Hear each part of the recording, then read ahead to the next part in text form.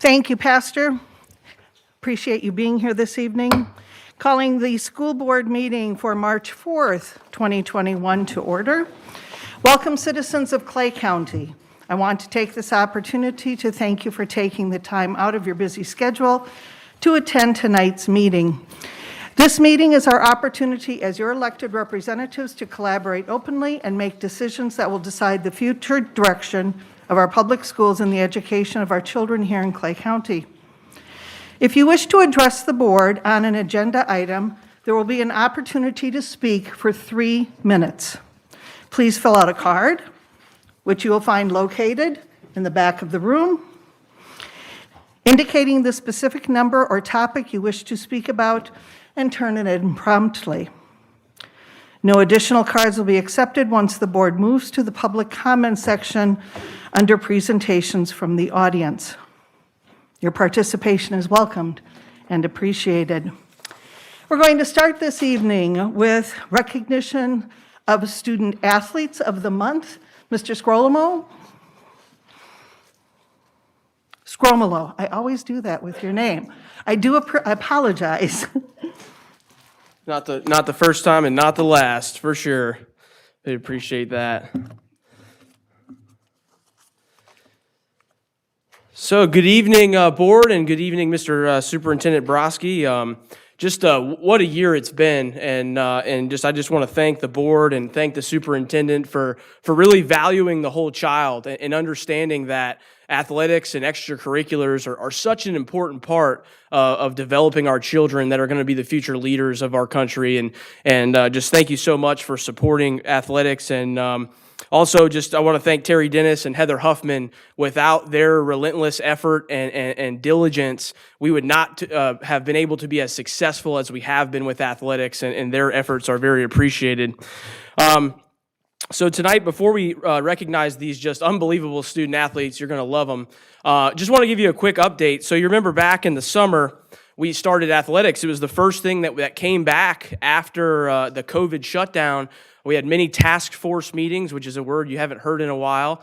But nevertheless, we created some models that made the environment safe for our student athletes and our spectators.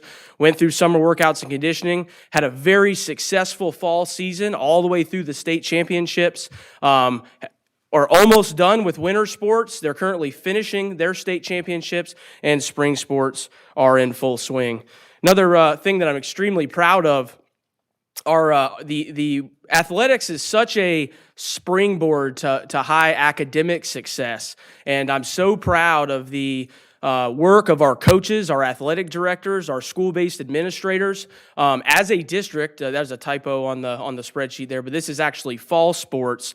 As a district at the varsity level, our entire district had a 3.406 grade point average, and that's kind of how it broke down there. You can clap for that. That's definitely a good thing. Also, Ms. Bullock, you'll be happy to know your Keystone Indians, they were the #1 football program in the state of Florida in academics in 4A. So they are academic team state champions. So great job by Ms. Burke and Chuck Dickinson. And we have a lot of teams that place in that, but it's really rare to come in first. So that's something to be extremely proud of. Our winter sports followed suit, 3.278 grade point average, and for a total combined, both fall and winter, of 3.351. The district average for 9 through 12 high school students is 2.99. So we know that academics go hand in hand with athletics, the accountability of coaches and teachers. It's really a team effort. Just want to recognize real quick, we've had some state champions in Clay County. The top left, that is the Fleming Island Relay Swim Team, back-to-back state champions. In the middle there, that's Tennessee. She's committed to the University of Tennessee. Sarah Stotler from Clay High School. She won an individual state championship. The three to the right of the screen, a new sport. Girls wrestling is starting to become a really, really big thing in the state of Florida.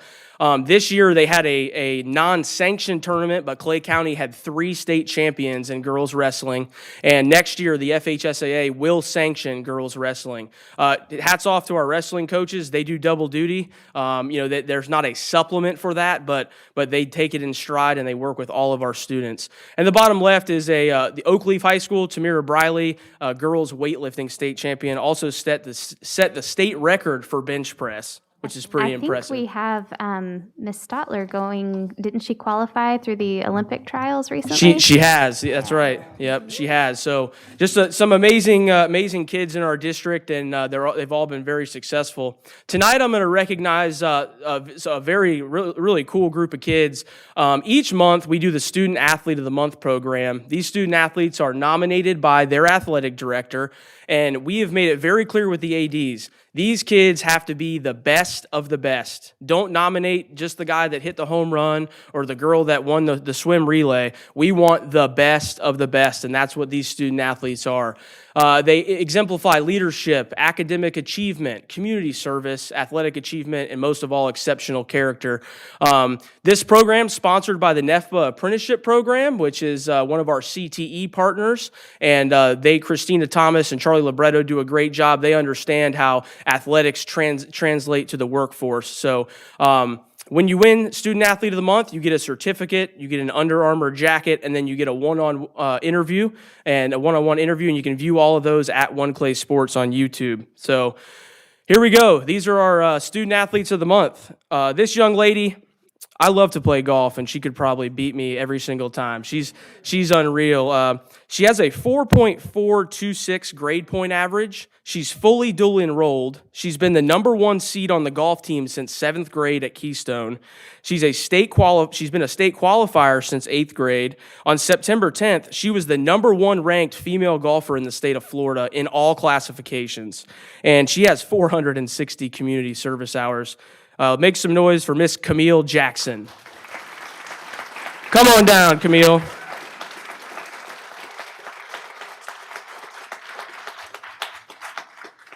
You can just stand right by the stairs right there. So, our next student athlete is a 2-sport student athlete, and I would just say this young man is just all around. He does everything. He's in the band. He's very involved in some clubs I'm going to speak about, but he won as a swimmer. He was the number 1 seed on the Orange Park High School tennis team. He's a 3-event regional qualifier as a senior for swimming. He's in the band. He plays the mellophone. Does anyone know what the mellophone is? The marching French horn, and I learned that through our interview. He's the high brass section leader for the Raider Band. He's in student council, and he's number 12 in his senior class with a 4.439 GPA, Mr. Anthony DeLeon.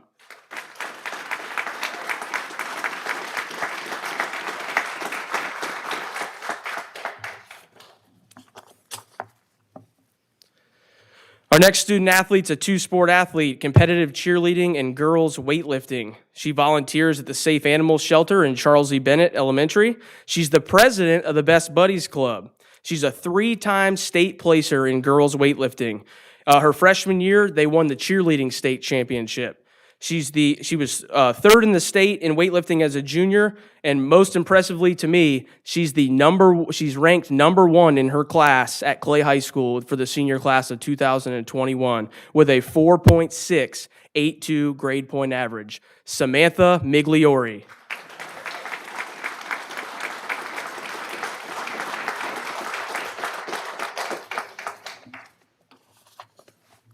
Good job, Sam. Our next student athlete actually could not be here tonight because he's actually at the wrestling state championships right now, which is I tried to get him to not go, but he wasn't having it. He has a 4.014 grade point average. He's a member of the Athletic Leadership Council. He's committed to Lehigh University, which is one of the best academic institutions in the nation. He's a 2-time state runner-up. He has a career wrestling record of 220-4. He's a three-time regional champion. Back in December when he won this award, he was 36 wins away from the national record for high school wins. He also mentors at Christ Church, Fleming Island, and we wish him the best of luck as he tries to win a state championship as a senior, Matthew Rodriguez.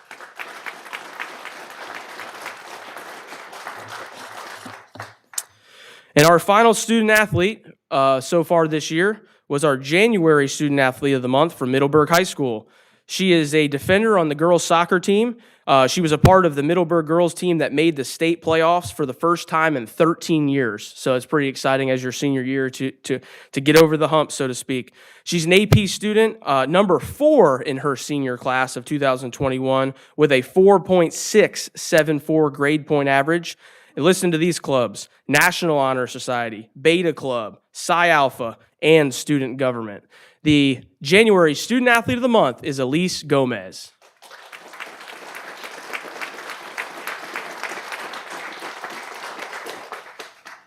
Good job. And before we take a picture, the last thing I want to say is just to you four, you are the epitome of what it means to be a student athlete, and you are leaders on your campus. Your character, your involvement, your professionalism. I know the board just can't wait to see you grow and shine, and never forget you came from Clay County.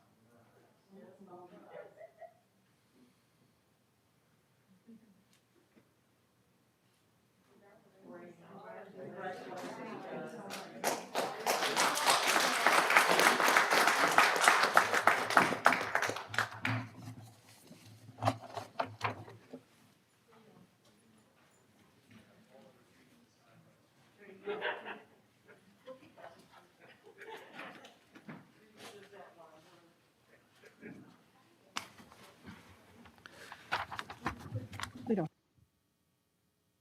Okay, just making sure I didn't miss something. That was awesome. Thank you, thank you, thank you. And once again, congratulations to all of our student athletes.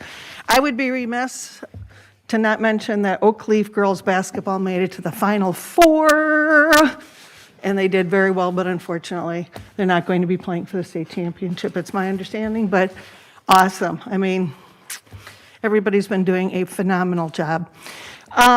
Unfortunately, we will not be having a school showcase this evening. We don't have any presentations. This is the last call for comment cards. If anyone has any issues to fill in, I've got it, thank you. Make certain that you fill out a card now, please. And we're going to move on to comments from the audience. We haven't had a lot of comments at our meetings recently. In fact, we've had 2 or 3 meetings with no comments from the audience. So I just want to remind people that in our policy, our board policy, we allow 3 minutes for comments. And you'll see the lights on the podium when you come up. The yellow light, when that starts flashing, means you have about a minute left. So time to wrap it up. And when the red light comes, if you're not done, I'll probably cut you off. So please forgive me if you have a few more words to say, fine, but it'll be done at red. So our first speaker this evening is going to be Ezra McCullum. Ezra, as you're a student in our school system, you do not need to state your address at the podium. But please say your name to make sure I got it right too. And make certain that that is on the microphone. Should it have a red light on? Yes, ma'am. Okay, Yes. great. Can I just start or? Okay. My name is Ezra McCollum. I'm a senior at FIHS. I'm an honor student and will graduate with a plethora of AP and dual enrollment credits on my transcript. I maintained a GPA higher than a 4.0 all 4 years. I'm a 4-year varsity track athlete, team captain of the Jumpers, and a very competitive athlete at that. I went to states as a sophomore and was on my way back last year, ranked 6th in the 4A for the state of Florida and 14th overall when COVID shut down schools. I had many colleges interested in me with one caveat. They were all waiting to see how I performed this season. Fast forward to 2 weeks ago, my mom gets a phone call on Thursday to tell me I need to quarantine for 1 day. I've been contact traced, and I'm already on day 9 of a 10-day quarantine, and then I can go back to school after only missing Friday. However, I was told that I couldn't go to Saturday's track meet because athletes must abstain from sports for 14 days per the Clay County Health Department guidelines. However, the Clay County Health Department guidelines states contact sports must quarantine for 14 days, even though track is not a contact sport. I was still not allowed to compete. I asked if I could compete with a negative test result and was told no, even though Florida Health Department K-12 guideline says a negative test result is permissible to end quarantine after only 7 days. It makes no sense that I can sit in a crowded and closed classroom or cafeteria, but I can't high jump or long jump in the open air much further away from people for 14 days. This policy not only hurt me, but my whole team. As captain of the jumpers, I help my team do their pre-meet run-throughs and mark their starting spots. So many special memories that could have been so many special moments that could have been lifetime memories have been ruined by the policies surrounding the virus. No prom, no pep rallies, and no homecoming, and lost scholarship opportunities for no reason. Students are depressed and angry and feel hopeless. The policies of this board are hurting the kids district, socially, emotionally, academically, and athletically. In the words of John Quincy Adams, if your actions inspire others to dream, learn more, and become more, you are a leader. Currently, dreams are being crushed, learning is being stunted, and hope is being lost. I challenge you to reconsider your policies that are robbing high school students of educational experiences and life-changing opportunities. I challenge you to inspire and lead. I challenge you to open a discussion on how we can make these policies less oppressive. My fellow seniors and I got last year's season taken away, and we'd like not to lose this one. Thank you for your time. Thank you, Ezra. Karen McCollum? Mrs. McCollum, when you come to the podium, if you would please state your name and your address. Thank you.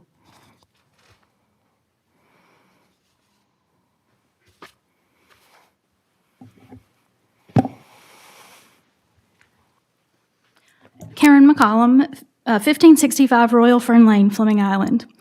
Over the past 22 years, I've served as a classroom teacher and 2 terms as an elected school board member. I have firsthand knowledge of the difficult jobs educators face, as well as the inner workings of the school district. Since my son's quarantine, I've communicated with district administrators and the health department employees in regards to quarantine policies, only to receive canned responses and never address the problem as a whole lot of passing the buck. Reading the health department guidelines revealed discrepancies in how the guideline was being applied. When brought to the school's attention, I was told they had to do what the health department recommended. I asked if my son could get a COVID test so he could participate and was told no, even though the state health department says it is permissible after 7 days. I asked someone to verify the seating chart and make sure it was correct. I know that Focus doesn't allow teachers to show the seating charts correctly in some cases. There's no way to represent whether desks are 2 feet or 6 feet apart, and teachers don't always immediately update the charts in Focus. I was told that schools had no way to verify this due to HIPAA laws, yet my son was asked if he knew a certain student, had contact with, or sat by said student, as if he didn't know why he was being asked this question. Obviously, someone knows the infected students' names. I brought up the point that by letting a third party have access to Focus and make a quarantine list without a firsthand knowledge of the students, the desks, and the classrooms permits mistakes in contact tracing. I was told that a weekly superintendent's briefing went out to remind teachers to update Focus. This did not address the issue. I asked the school administrator how we could keep this from happening again. He suggested I request teachers allow my son to sit in a corner 6 feet away from the nearest student. So I emailed my son's 3 teachers. One never responded and did not move his seat. The second was very accommodating. The third teacher stated that Focus is acting up and has been difficult to update since the beginning of the second semester, but the best effort would be made to correct that. Upon getting conflicting information from the health department and the school district, I tried to set up a 3-way call so I could get both parties together and was refused. I pointed out the health department guidelines stated that contact sports athletes had to quarantine for 14 days, but track was not a contact sport. I was ignored. Every person I spoke with passed the buck, and no one legitimately listened to my concerns, with the exception of Ms. Gilhausen. If I, with the knowledge I have as an educator and former school board member, had such frustration at being ignored and pushed aside, I can only imagine what other parents must feel like trying to advocate for their children. These policies are based on flawed contact tracing and are discriminatory to athletes, especially those in non-contact sports. I was told that contact tracing done by the health department is vital to keeping our children safe. However, in my opinion, when it takes 9 days to notify parents and the data used is incorrect, it's completely useless. So basically, 500 to 600 students a week in this county are being quarantined based on flawed data, discriminatory policies, and a virus that does not affect them. These students deserve to have this policy looked at, and I deserve as a parent to be listened to. Thank you. Thank you, Ms. McCollum. David Coughlin?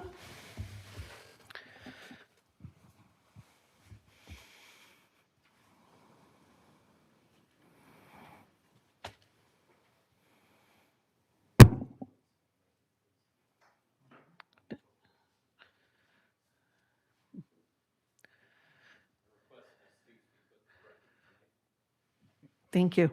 Your name and your address, please, sir. Good evening, David Coughlin, 23 Widener Way, Orange Park. So-called critical race theory is here in our Clay County government schools. Please pay attention as I read 53 words from the slide deck our substitute teachers must accept as a condition of employment. In most classrooms today, you will likely find a mix of races, cultures, religion, and ethnic backgrounds. Many of our societal systems, however, were originally developed solely by the majority. This means that systems such as education were originally built for populations that are vastly different than those that attend our schools today. That's from the slide deck that our substitute teachers must acknowledge. Let us unpack these 53 words. We are to believe that the American experience has evolved from a once racially homogeneous society with racially homogeneous institutions, and that today these same institutions do not align with our multiracial composition. To accept this narrative, we must ignore 244 years of global migration to North America. Further, we must ignore the participation and assimilation of the subsequent generations of these migrants in all aspects of the American experience through the 19th and 20th centuries. The messaging from these 53 words is toxic and underpins the interest of a 21st century Bolshevism that seeks to cancel our history, our institutions, and weaken our once great republic. Let us acknowledge what is occurring in our present day in our Clay County government schools. We are demanding, as a condition of employment, acceptance of divisive narratives relating to race and xenophobia with no basis in historical and psychological academic rigor. Let us not lie to ourselves. Clay County government schools is an incubator for Marxism and all that it implies. Elected board members, in what dark corners of Clay County government schools are we promoting this nonsense? Who within the Clay government school apparatus will be held accountable? Thank you. Thank you, Mr. Coughlin. Before we move on to the consent agenda, I wanted to make a note on item C14 under the budget amendment for months ending September, October, November, December. There was a typo, and instead of the incorrect spelling of the word for, F-O-R, we have corrected it. How about if we just say that? These revisions have now been read into the record of this meeting. Moving on to the consent agenda, do I hear a motion to approve? I'll move approval. A second. Ms. Karakis moved to approve the consent agenda. Ms. Bullock seconded the motion. Any discussion? I would just like to comment about our health insurance. I see Ms. Gans out there, and, And that's coming Mr. up as a Cummings? discussion item at the end. oh, that's right. Sorry. But that was in our consent. I didn't mean to cut you off, because That's I okay. definitely want to do all sorts of Yeah. compliments. Any other discussion? That was it. Great. Hearing no further discussion, those in favor say aye. Aye. Any opposed signify by saying no. The ayes have it.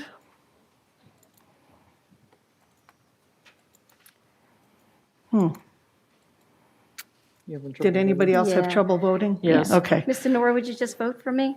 For Mr. Nora, all of us are running into a red flashing bar of some sort.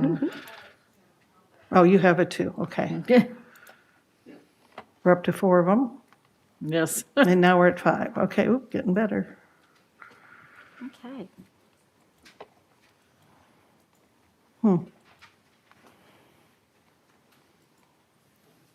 I lost my agenda. And Here comes somebody to the rescue. yay, It's not letting us vote. it's not letting us vote, if you want to come around. There's a red bar, oops. Oops, hello. here it There comes. Let's comes, see. just, and it just Just weren't left. patient Got it, enough. all right. Did you vote for all of us, Miss Honora? Okay, we just got it back, Yep, so we should be good. Yep, To we do it voted. ourselves. thank you. There we go. Awesome, thank you, sir. That's been your, Anytime you walk out of Your that door, you magic know, presence. your presence helps us. Thank you so much. Oh, and No, happy happy birthday. birthday. We hope that you're enjoying your day with us and hope you have a much better year. We wanted to share the spotlight on your birthday. It worked, you guys. We got him out here to wish him a happy birthday. That's great. Okay. Moving right along. Let's hope that's the only time we need him, though. There you go. Let's hope that's the only time we need them. Okay, and in that consent agenda, I just wanted to mention, we don't read the proclamations that we pass regularly, because we tend to do quite a few proclamations. But within the consent agenda, we had a proclamation for School Social Worker Week, which is March 7th through 13th, and number 2110, that was 2109. So this means that we've had 9 proclamations, and the 10th proclamation is for the Clay County Agricultural Fair, which is coming up April 1st through the 11th. So that will be something definitely to look forward to. And a special thank you to all of those who are social workers in our school community. absolutely. This year, more than any, we have needed you desperately, and it's great to have you working with us. Thank you. Ms. Kidwell, would you like to come up and do our CCA update?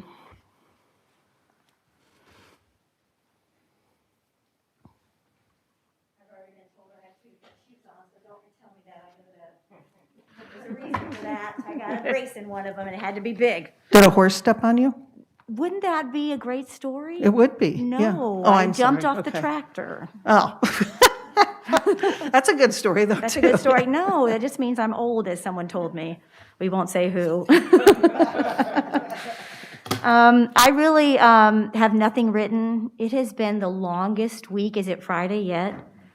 Some really good things have happened that, I really want to say thank you for. Obviously, I think I've reached out to all of you and have really tried to let you know how important it was for you to get that vaccine in place. You guys hit the ground running. You laid the groundwork. You beat Duval, laid the groundwork for the 50-plus teachers way before the emergency order came out. That was phenomenal. And we know who was working behind the scenes for that, because I was nagging about it. And our teachers were just so elated, just such a weight when that happened for them. And we said it right out to them. And Mr. Rossi called me and said, we're starting appointments tomorrow. And I was like, yay, and our teachers were all, yay. And then, of course, then we've had some progression since then. And now we've got some opportunities to get our under 50s through state sites and federal sites. We're so excited about that. I think this is really going to help our sub situation. The subs, as you know, has been an ongoing issue. And I keep hearing these horrible stories about, there's nobody to fill my spot, or that person walked out, and I'm like, oh, I'm so sorry. But it's a tough job, even not in a COVID year, to fill in with kids, and the kids are anxious, and the teachers are anxious. So this vaccine is really going to help. So the faster we get them all vaccinated, hopefully things will continue to keep improving. So I really don't have a lot to say, except that I'm glad it's almost Friday. And thank you very much, and I hope that we will continue to move forward, and I'll keep nagging you all. And I know you're listening, and that helps. Thanks a lot. Awesome. Thanks, Ms. Kidwell. I don't believe Mr. Roberts is here tonight. Is anyone else here to speak on CESPA's behalf? Just double checking. You are? No. Not tonight. Thank you very much. Just making sure. And Mr. Broski, our update, please. Your update. So I only have about 52 slides tonight, a variety of information for you. Bring out the popcorn. Tonight I'm going to talk to you about the 2021 school year data and reflection. Also talk to you a little bit about academic vision as well as COVID-19 vaccine update, the state testing calendar, a climate survey that's being launched now, our science fair awards, the March celebrations, and the spring break reminders. So just a couple of reminders about where we've been, and just to kind of give you an idea. When you take a look at our student numbers from the beginning of the school year, you can kind of see brick and mortar versus One Clay Online versus Clay Virtual Academy. And we did like a little snapshot for September 1st versus March 1st and how those changed. We also gave the data in a different way, which is brick and mortar by the 3 different grade bands, elementary, junior high, and high school, OCO, CVA, so you can kind of see the difference. And what you would see is quickly you're going to see that, number one, the number of students that came back to brick and mortar has gone up in all 3 grade bands. You'd also notice that the number of students taking OCO went down in all 3 grade bands. And you'd also see that all 3 levels of CVA also went down over the course of time. I think that's what's happened is parents have taken a look at brick and mortar versus a virtual platform and have made the determination to come back to brick and mortar school. I'm so thankful to live in the state of Florida, and I'm so thankful to live in Clay County, and clearly the people have spoken. One other thing I wanted to kind of point out to you was a little bit of trend over time with our CVA full-time students, and some of this information will be like the first time that you see this. You can see in 18-19, 214 total CVA full-time students, followed by 150 last year and 905 this year, right? So you can see exponentially, but I think the middle column will be the one, the middle row will be the one that'll kind of blow your mind. Just the number of classes in CVA went from 8,600 roughly to a little bit greater than 10,000 to almost 60,000 classes of CVA. So, when I saw that data point, that really did kind of blow my mind as to the number of classes. So if you take a look, we've always had CVA classes in a blended model in the secondary level. So it's always been true that high school students might be taking 4 classes in person and 2 online through CVA, and that's not changed. What's happened is just the rate and the sheer number, you can see, has grown quite a bit due to the situation that we're in. Also, take a look at the number of homeschool students. Not surprisingly, this year, 672, if my math is correct, additional homeschool students this year. I want to talk a little bit about academic vision because I know that we spent a lot of time talking about COVID, right? And at the end of the day, what students learn is the reason why the school system exists. And I think sometimes we might lose sight of that. I have had the privilege this week and other weeks to be out in classrooms doing calibration walks at schools to see the great work that's being done by teachers in the classroom with students every day. And so I thought it'd be appropriate to talk a little bit about learning, in the school system. This chart I know is kind of difficult to see, and it looks like a big bullseye, but I'll do my best to kind of describe what you might be able to see if you have really good eyesight. You'll notice the outer ring in the vision for instruction. It talks about high expectations. High expectations means that Clay County District Schools believe that all students can learn, regardless of their background, their socioeconomic background, their cultural background, what zip code they live in. All students can learn and can learn at a high level. You'll notice the next ring in is quality instruction. You know, there's quite a few things that lead to student achievement, such as alignment of curriculum and a lot of behind-the-scenes things. But nothing changes from the good old days when I was a student, which is good instruction in the classroom is what makes the difference. Now, what you can't really see is the pieces of pie. You can probably see that there's 4 pieces to the pie, right, with your eyesight, if your eyesight's as good as mine. And you can see that I kind of labeled them out for you, and you see them 1, 2, 3, 4. When we go to schools, what we're looking for are these 4 things. We're looking for grade level appropriate content and rigorous tasks. Students should be challenged when they go to school, and the activities they do on a daily basis should be commensurate with their level. You know, if a student is not being challenged, then they are not growing. So that is one principle that we look for. The next principle that you can see, one of the 4 pieces of the pie, if you will, is student engagement. And there's a difference between engagement and compliance. And I do see both, quite frankly. You know, I'll see a student who's there, they're doing what they're told to be done, but it doesn't look like they're engaged, right? Because just because you're compliant and following directions doesn't mean you're engaged in learning. There's a big difference between those 2 things. So we're looking for a high level of student engagement.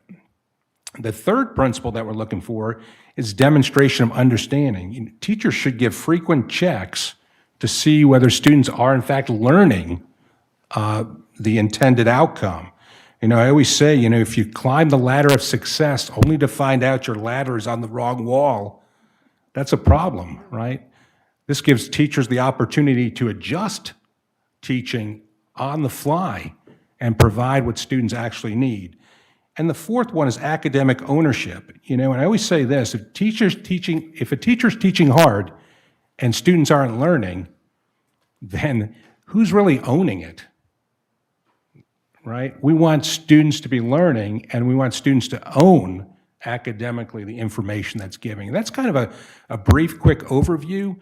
This has been going on for the whole year. The instructional division, everywhere you go, you've probably seen it on our portal also. And so I figured it would be apropos, since I've been out in schools looking at seeing some great things happening, just to kind of explain the big picture of what we look for out there academically.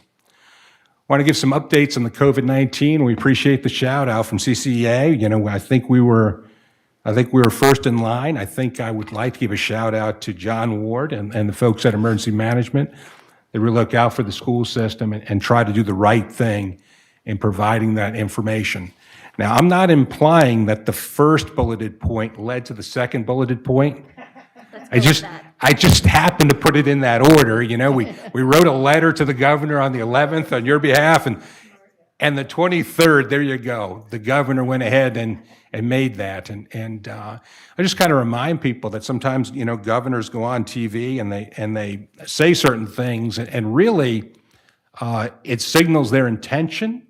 It's really when the executive order, the piece of paper, actually comes out that action happens. And sometimes there's a delay, right? You know, governors or other political officials go on TV and they say things, and then we have to wait for the piece of paper to actually show up and say, okay, this is exactly what the governor wants us to do.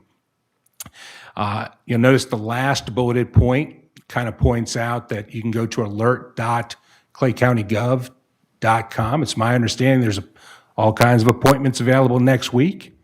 You still have to be 50 or older, but that's for all K-12 school employees. That's all K-12 school employees that are 50 and over. As Ms. Kidwell pointed out, there's also federal testing sites, and we've even seen where certain vendors out there, I'm not going to name them and give them free advertising, but are also doing some. I will tell you that, you know, sometimes I watch the news to find out who's next on the list for vaccines. And so we're proud. We're going to continue to fight for our employees. It gives one more added measure to mitigate the virus. You know, we focused on 3 things, which was social distancing, increased cleaning, the use of masks, and now vaccines. I know, and I listened to the parents earlier talk about track and quarantine, and as you can imagine, I get emails each and every day on both sides of the issue. I get some parents who contact me and say, I want to know why my child was not quarantined. I had heard my child sat next to X, but yet they weren't called to be quarantined. Then I've also heard, like we heard today, from the parent and the student, and I appreciate them coming and sharing their story, where they have had to miss events as a result of being quarantined. Everything from some of the Miss High School pageant contestants, some of the spelling bee participants weren't the actual winners because the winners were quarantined. They were the second place folks. And so I recognize that as a person that's had two sons that participated in athletics. I recognize the importance of athletics and extracurricular activities. Sometimes those are the very things that students come to school for, are those things, the extracurricular activities. And so it kind of breaks my heart when I hear that story. It really does. And at the same time, we have a responsibility to have safety for our students. The safety of students is number one, and our staff, of course. And sometimes those kinds of difficult decisions are made relative to quarantining. So, that's kind of the story, the COVID story, I guess. And I was glad to talk about a little bit about academics today instead of COVID. State testing. You know that the commissioner put out an order. Basically what he did in simple terms was he extended the time frame in which you can test by 2 weeks. That provides flexibility. If you look at the second bulleted point, the state has made it clear that students have to come and test in person. When you think about it, kind of makes sense. I get it. For reliability, validity, and the security of the exam, you can't take the test online. You have to physically come to the school building. I realize that causes concern for some folks, and so our district team, as well as principals, are currently working to provide an atmosphere in which parents feel comfortable for their child to come in and take the test. I'd also kind of point out, while I'm not an advocate of increased testing, I'd also kind of point out that testing does serve a purpose. We always look at testing when it comes to school grades, but there are more practical reasons why testing becomes important. A lot of times, the classes that students take, particularly in the secondary level, as well as the elementary level, are dependent upon how they do. In order to put students in the proper class, you would need to know their academic performance. If they never take the assessment, then you wouldn't know that information, and you're simply trying to put them in there. Do not take that as I'm an advocate for state testing. Please do not take me for that.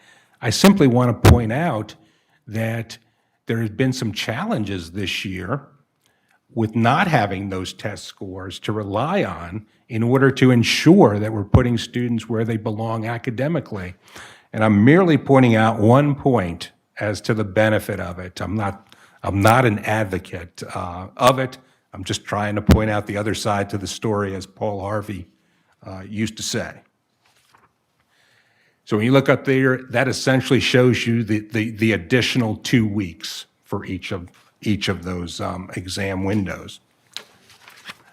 Also want to talk to you about the 2021 climate survey. I'm excited about this. This is a climate survey that is K through 12 for all students and personnel. In the past, we've had different surveys, whether it's Panorama for students, and then we had Insight, if you remember, for personnel. And so what we did was we formed a K through 12 comprehensive survey in order to measure climate at each of our schools. It's important that we measure what students think is happening at their school, and that's an important part of it. And I think a piece that this new survey actually takes a greater account is the student experience. We've had collaboration with CCA and Ms. Kidwell on the survey, and we're in the middle of it right now. On March 12th, it's coming right around the corner. If you haven't taken your survey and you're out there, please go ahead and do that. So I'm looking forward to seeing the results of that. I'm also aware that this is a pandemic year, so who knows what kind of results, we'll get, but it'll be a good baseline and a good starting point. Science fair? Mr. Bresky, is there a way for board members to see the survey? I Sure, I we have can kids send in it to school, you. So I can get it that way, but, for those of us who don't, could we get? a Absolutely, link to we'll the send you, survey? we'll send you all the surveys. Now, they're broken up by grade level because the wording is different, Okay. depending on the grade band. I think we had four different groupings of students, like K through 2 versus 3 I through 6. remember when we did the panorama survey, that was something that was brought to the board. Is this different? No, it's not different in the sense that it's assessing students, but we wanted to make sure that there's a collaboration between the student and the adult, because now the very same questions reworded are given to the student that match the personnel also. Okay. So there's a collaboration between the two. And that's the first time that we've done that. We believe that the wording is very, very simple. So like for a kindergartner, you would ask, do you like school, right? That's very simple, very plain in order to give an indication. And of course, the data, I'll just freely admit that, the data, of course, we'll share the data when we get the data, but, this is a year that we're going to look for immediate areas of improvement, but we're going to also wait a year in order to have a comparison, Sure. given this year And do they take this at school? at school. Okay. Yep. So let's talk a little bit about the science affair. One of the things I did want to remark to the parent that and the student that spoke was that, I'm just tell you as superintendent, I'm incredibly proud of the number of things that we have attempted to do. Right? It's not an atmosphere in which we don't want to do things. It's how do we do whatever the activity is and do it safely. So some things that we've done that I think are commendable. I was just at the elementary track meet last Saturday, and I know this Saturday's been canceled. I know you've all received that email just because of the weather, and it's been postponed, I should say. The spelling bee. All of the athletic events that we had were all part of that. Now, we had to adjust things, right? But we're more interested in figuring out a way to make it happen than to figure out a way to cancel it. And I'm extremely proud of that. And at the same time, safety still is the primary concern. That is the bottom line. So science fair is one of those things that we had virtually. That was a segue. So you can see those are our state winners for science fair. I don't know if any of you had seen the Clay Today article today. How about that? So very impressive. You can see the students there that are going on to state. And then, of course, the article in the Clay Today was about the 2 finalists. And so the 2 finalists that you see there are smarter than I can ever dream of being. And the young man's project that you see there, Sebastian, and I'm embarrassed to say Sebastian's last name is one that throws me off. His engineering project there, you can see that. It's some sort of sensory muscle where it actually moves the contraption that you see on his arm. It's very, very cool. And then the second lady you see there is Serenity. Serenity has found a way to break down cardboard into a simple sugar, and then the sugar be transformed into a fuel. So I don't know about you, but I see Amazon boxes everywhere. So imagine if we can make that fuel. I see it as a great renewable resource right there. Whoever knew? You'll have to be her agent. We'll have to call her. March celebrations, National School Social Worker Week is March 7th through 13th. Don't need to tell you, now more than ever, the people that are in social work in Clay County schools, we greatly appreciate all they do for their schools, their communities. Sometimes it's amazing to me that the number of students that are in need, families that are in need, and the servant's heart by which social workers, among others, that go to look to improve the lives of students within Clay County. So we want to celebrate them March 7th through 13th. It's also Women's History Month. There's a whole segment of activities, showcasing the contributions of women in society, and that is the month of March. I would be remiss if I did not give some COVID reminders, right? It's not a good board meeting without some. So spring break is the 15th to the 19th. Teacher Planning Day, March 22nd, which is no school for students. Just a reminder that if you're sick, stay home. And if you're being tested or someone in your family is being tested, stay home, okay? We found that the greatest incident of transmission is coming from people who have gone for a test, waiting results, and still attend school. So you might as well wait for the test result to come back. The last bulleted point is something that I want to point out. The health department and the school system is only as good as the information that it has. And so when we go to contact a parent, we use the information that's in Focus, our database. And in a couple of the cases, and even one that was brought to the board's attention tonight, the email address wasn't correct inside there. And so that creates a delay in the timing in which you go to contact people. And with that, I'd just like to thank the board for their support. It's been a heck of a year. Probably didn't realize this. March 2nd was 1 year as superintendent. I feel like 7, at least that. But it was 1 year on March 2nd, so I know it seems longer than that. Does that make you a dog of a superintendent? Yes, it sure does. It sure does. I didn't realize it was a year. We should have brought, We cake or should something have. He to, deserves a treat for the year that he's had, my goodness. It's been a good time. and you weren't even official until November, so. You've done a great job, by the way. This Truly. has been So a year. I am the only superintendent in Clay County history that's been appointed and elected. Congratulations. Oh, there you go. There you go. Congratulations. Mr. And Brodsky, surviving a pandemic. And yes. I In an truly can't unprecedented imagine year. another person at the helm through all of this. He's really been phenomenal. you've been doing great. Oh, my. And, well, we'll speak at the end of the meeting as well. All right. We have a number of special actions in human resources. So I will ask for a motion for the bring a motion for D1, Human Resources Special Action A.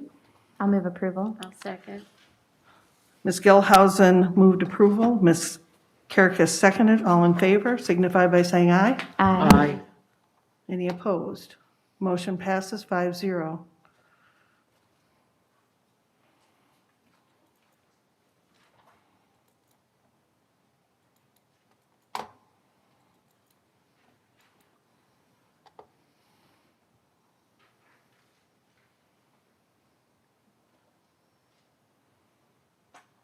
Great. Okay, moving on.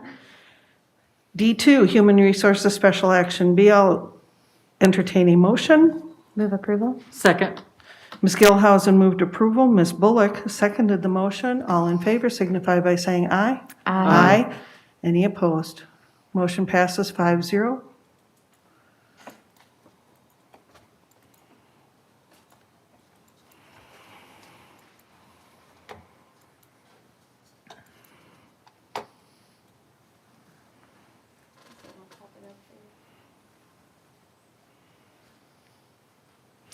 It's my understanding there is no special action C. Thank you. Just double checking. So that is on the agenda, but there is no special action for D3.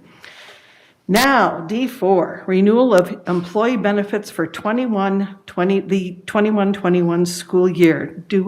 May I entertain a motion? I'll move approval. Ms. Kerekes moved approval, A second. and Ms. Bullock seconded, and I think we all want to say something on We this are, one. Ms. yeah. Kerekes, go ahead and start. You had started earlier on the discussion. I just want to say thank you to Ms. Sheila Gann and her team. I know they worked so hard, the Bailey Group. Travis, we're glad to see you here tonight.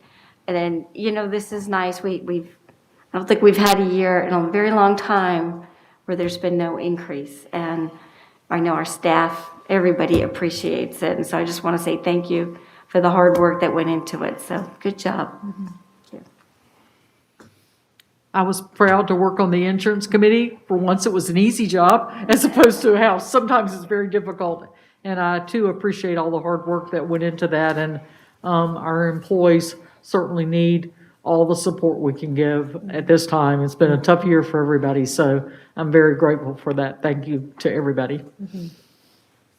I can't agree more. I'm so thankful for Miss Gann. She does phenomenal work every year. Even when we have had increases, she has done her job to mitigate them as much as possible. So we appreciate her and her team, and the Bailey Group has been a wonderful partner. You guys have just gone above and beyond to meet the needs of our staff at every turn, whether it's, school supplies or helping us with our rates. You guys are a true partner, and we appreciate what you do for Clay County. And we would be remiss in not thanking our healthcare coverage, United Healthcare, because they came to us knowing that, well, I've sat on the insurance committee. I think we've all taken a turn, and we know that our school system, our employees can cost money. I know this year has not been as bad, and we greatly, greatly appreciate all that you did to come in with no increase is just an amazing feat. And we can't thank you enough for helping our employees, for helping us. And I know Dr. Legutko is sitting there going, yes, thank you very much. And Sheila, you are the rock star in our health office. Our benefits office runs so well because of you. And Travis, thank you so much. On behalf of the Bailey Group, all that you do for our school district. It's an amazing cooperative effort amongst the 3 areas, and it works beautifully. And let's keep it working well this year as well. And here's to the health of all of our employees. So Amen. hopefully we won't need you too much, so you know what I mean. Thank you. The motion has been made. Any further discussion? The motion has been made by Ms. Kerkis, second by Ms. Bullock. All in favor signify by saying aye. Aye. Any opposed? Didn't think so. The vote carries 5-0.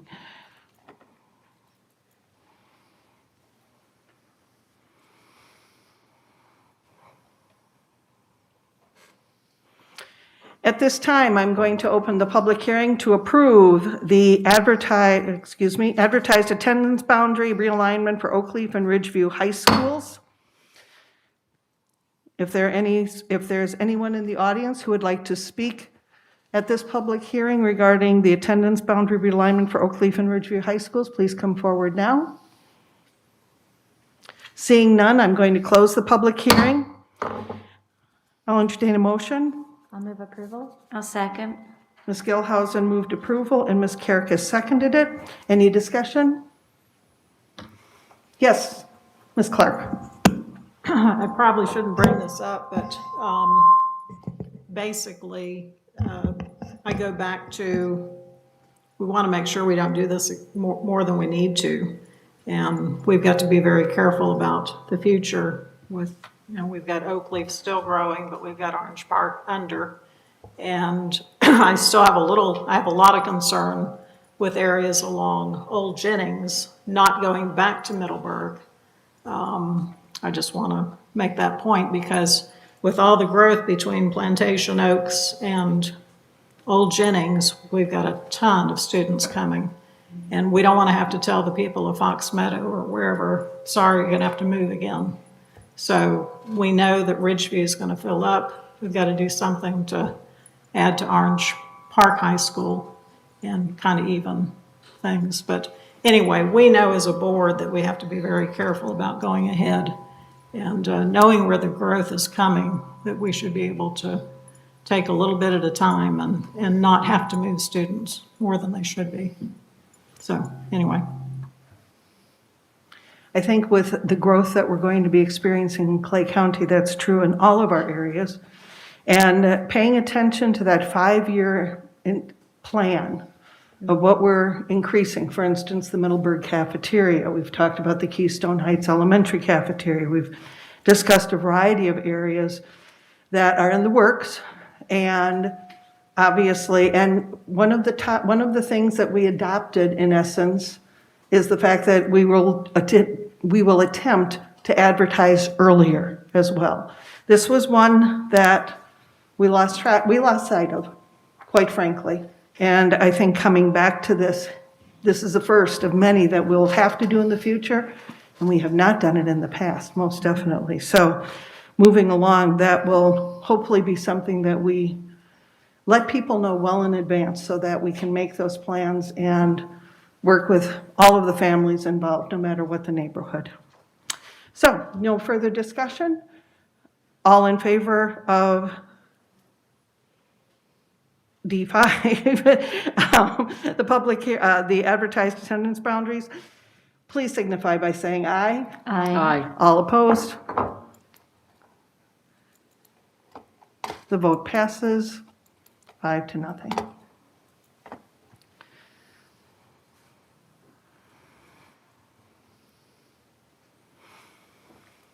Moving right along, I'm going to open the public hearing to approve the as advertised attendance boundary realignment for Tynes Elementary School and Coppergate Elementary School. Anyone who has a public comment, please come forward now. Not seeing anyone, I'm going to close the public hearing. I hope I didn't do that too quickly, got it. And I'll hear a motion, entertain a motion to approve as advertised the attendance boundary realignment for Tynes Elementary School and Coppergate Elementary School. Ms. Clark has moved, is there a second? I'll second. Ms. Bullock, second. Any discussion? All in favor signify by saying aye. Aye. Any opposed? The ayes have it, 5-0.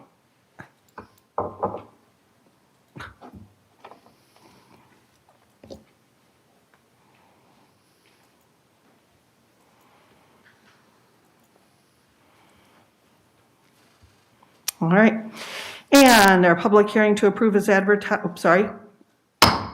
opening the public hearing to approve as advertised attendance boundary realignment for Lake Asbury Junior High School and Lakeside Junior High School. If anyone has a comment, come forward now. Not seeing anyone, I'm going to close the public hearing. I'll entertain a motion. I'll move approval. I'll second. Ms. Kerekes moved approval, Ms. Gilhausen second. Any discussion? All in favor signify by saying aye. Aye. Any opposed? Not hearing any opposition. Vote passes 5-0. Mr. Broski, you'd like to make a comment? Thank you, Madam Chair. I'd just like to, commend the board. I know that rezoning is not a fun topic, to say the least. And I'd also like to commend Jim Fossa and his group. Probably unknown, whenever you have a rezoning and nobody comes, it was probably pretty good, right? A good decision was made, some good forethought. I especially remember the workshop and the collaboration that existed and the back and forth to come to what appears to be a very good decision. There is no doubt, Ms. Clark, to your point, we'll be rezoning more often, and certainly Oak Leaf High School and Orange Park High School will still have that issue in the future. And probably didn't know this, but Jim and his group, we had a state person in here who was looking at this at the presentation, and he wound up presenting it at the state conference, as a model. So, I think they did a very good job. I think that the Oak Leaf and Ridgeview High meeting went great. If I was a parent and I went to that meeting, I feel totally comfortable about my kid changing schools. Might not like it because nobody likes change, but I would still feel comfortable, and I just wanted to take the opportunity to commend the board.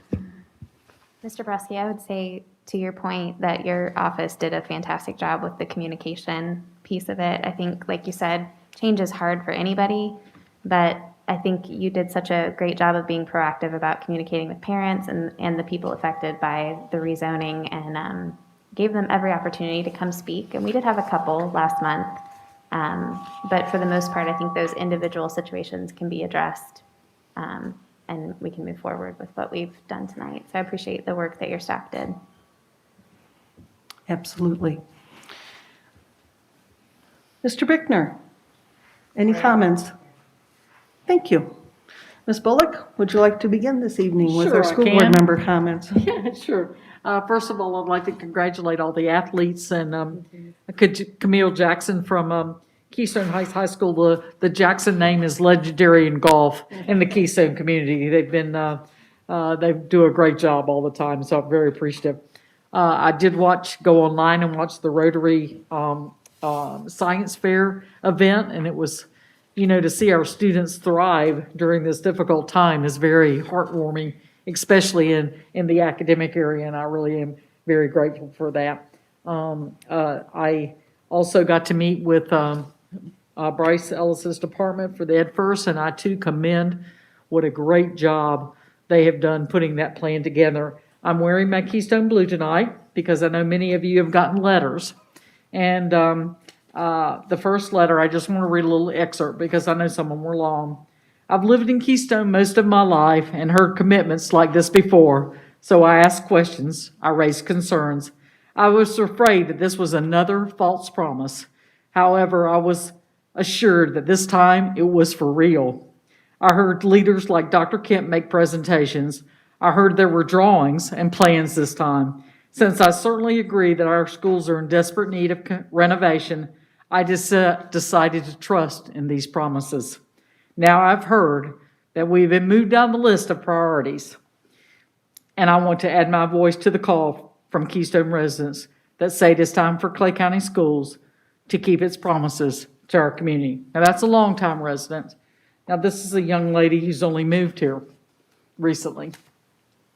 And her little comment is, she said, as the executive director of a nonprofit branch located in Keystone Heights, I've made it a priority to get to know the community and the needs and to truly integrate with the community. What I've seen in my time here is a school making more out of less over and over again. I've seen how forgotten Keystone is. I've seen the incredible people here who fight tooth and nail to make sure our kids have what they need. And I am committed to be a part of that.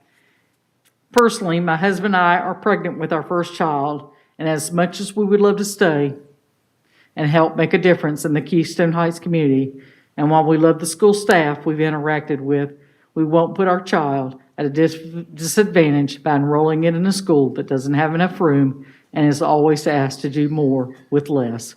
Our child deserves better, as do all the children in the community. I ask that you take the Keystone community into consideration and prioritize this commitment. Unfortunately, this is the same song, but just another decade. So I encourage the board and everyone to put our Keystone schools in the priority when the new schools get built, that it gets put right up there with it. Thank you. Ms. Kierkegaard? I agree with you on the Keystone. I feel like we are constantly kicking the can down the road, and we need to address, and we'll probably have to have a workshop to go over the plans of when we do, can they adjust this so that it's not echoing? We'll have to have a workshop probably to talk about the Ed First plan and go through and decide the priorities, but this is not the first time that we've gotten emails and things about Keystone. It's been going on for years. I mean, last year during allocations, Mrs. Bullock was asking for an extra band or music teacher and an extra custodian, and then you were asking for CTE programs. So Keystone's on the short end of everything, and we do need to address it. I totally agree with you on that. Anyway, to move on, just like to say how much I appreciate our social workers and including our SEDNet program and everybody involved in that. They make such a difference for our kids and the mental health issues that we have to deal with. And we know that there's a lot. And during COVID, things have gotten even worse. And so social workers, you are rock stars, and we appreciate everything you do. Absolutely. And again, I also, like Mrs. Bullock and probably all of us, watch the Science Fair Awards. And I'll tell you, I miss it. I love Science Fair. with Rotary, we were there the whole day. We get to look at all the projects. The kids are so proud of their projects. And we have some brilliant, brilliant students. And it was kind of disappointing not to be there and be a part of it. But I'm hoping next year we'll be back to normal. So congratulations to all our science fair winners and everybody who participated, winning at their school level and then going on to the state and international. That's wonderful. And again, our student athletes, we're so proud of them. I'm really thankful that the governor did allow our teachers, our staff, everybody in the district that's 50 and over to go get the vaccine. I'll be anticipating where everybody can get it. And, we really need to do that. Wish everybody a safe and fun spring break, because we're coming up on spring break. And Mr. Broski, you just pointed out March 2nd. That was 1 year for your anniversary as being appointed as our superintendent. But let's remember March 13th.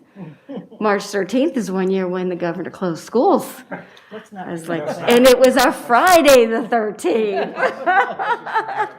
So Don't forget the full moon. I think there was a full moon that night, too. I just want to give a shout out to all of our staff. Everybody stepped it up. Our teachers, our custodians, our administrators, our food service, delivering meals out to the drop-off line. I mean, everybody really rose to the occasion and played a major role in all of this. And I'm thankful for everybody and their part in it. So that's it. Thank you. Ms. Clark.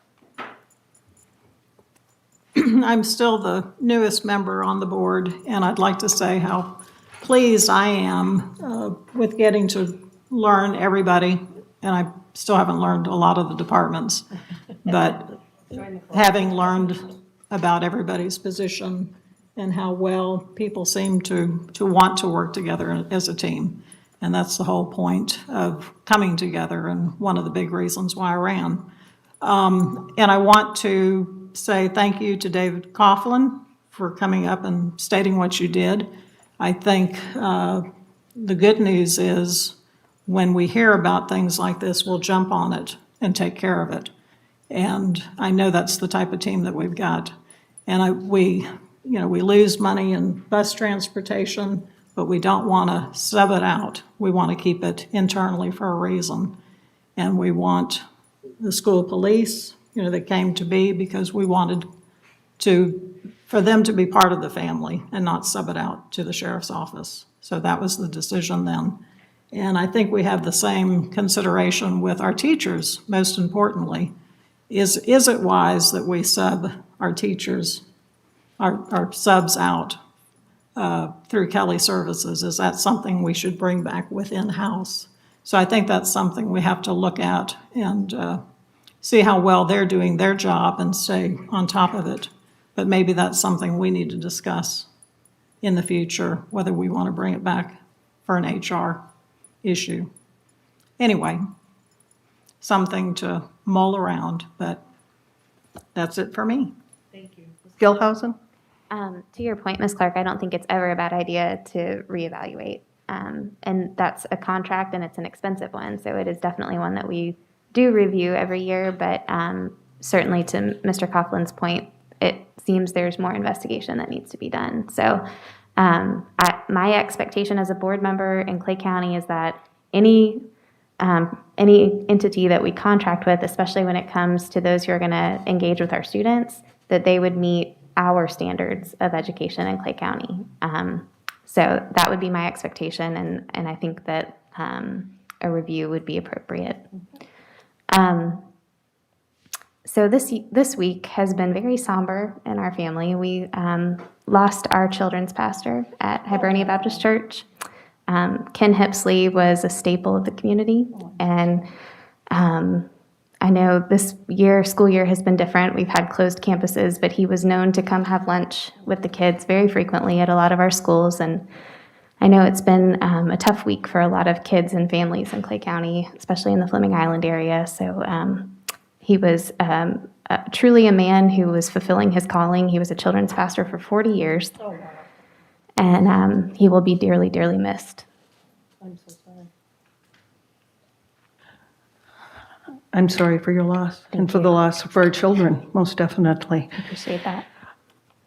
One of the things we've discussed in the past is being able to make comments after the public comments, and this is the time when we have the opportunity to speak, to be able to address issues that came up. And I noticed that Ezra has gone. I mean, he left with his mom, and I'm hoping that he listens to the end of the meeting on a number of platforms that he's able to hear. But I immediately wanted to say, I'm sorry.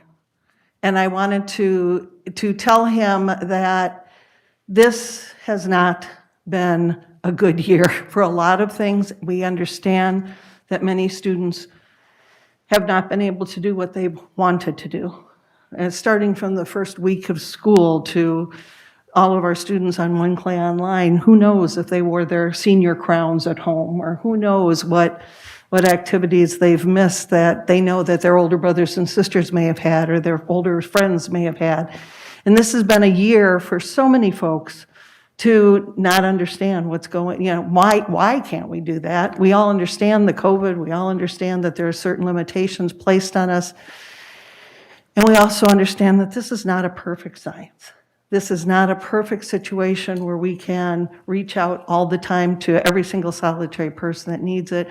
Mr. Brodsky, you mentioned inaccurate emails or phone numbers. I remember a situation when I was teaching, one of my students broke his leg on the way to school.